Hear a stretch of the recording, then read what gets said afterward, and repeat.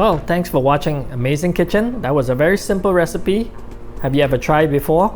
It is a very simple to make garlic spread you can make at home, so you never need to go out and buy your own anymore.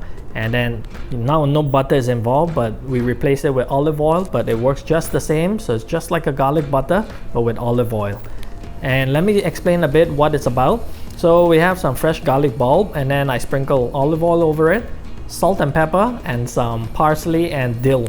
Then we bake that for half an hour at 200 degrees and then let it cool. And then here you go, you mash it up and you got your garlic spread or garlic butter right here at home.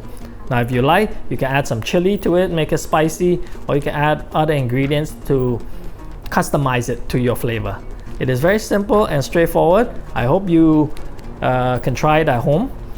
You can spread it over bread or pizza or anything of your choice. And it can, once you store it in the fridge, it can last up to a week without any problem because everything is cooked already. The olive oil is all great and tasty.